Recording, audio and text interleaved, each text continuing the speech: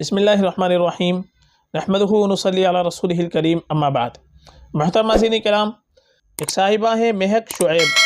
रसूल अस्सलाम वालेकुम मुफ्ती साहब, अशमान नाम के मीनिंग बता दें और ये नाम रखना कैसा है, प्लीज़ बता दें। वालेकुम अस्सलाम रहमतुल्लाहि बरकातुहू।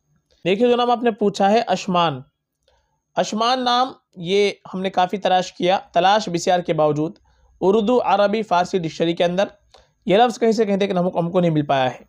ये मुहम्मल नाम मालूम होता है, बेमाना नाम मालूम होता है, या फिर ये गैर इस्लामी नाम मालूम होता है। चूँकि बहुत सी वेबसाइट पर इसको आशमान नाम लिख रखा है और इसके माना दे रखे हैं सूरज का बेटा, तो ये गैर इस्लामी नाम है, ये इस्लामी नाम नहीं है। इसलिए अशमान नाम ये रखना मुनासिब नहीं है। इसके बजाय बेहतर ये है कि हम अपने बच्चे का नाम रखें तो नए नामों की वजह से कोई गलत नाम का इंतखाब ना करें, बल्कि अच्छा नाम रखें, अच्छे माने वाले नाम रखें, सहाबा के नाम रखें, अंबिया इकराम अलैहिस्सलाम के नाम रखें, नेक लोगों के नामों पर नाम रखें, तो ये हमारे लिए ज़्यादा बेहतर है और बाइस बरकत होता है। आपको नाम देखने हैं, सहाबा के नाम देखने हैं, या नए नाम भी अगर देखने हैं जो माना के अतबार से अच्छे हो, तो हमारी प्ले लिस्ट के अंदर जाए, वहाँ पर आपको लड़कों के लड़कियों के हर तरह से नाम मिल जाएंगे।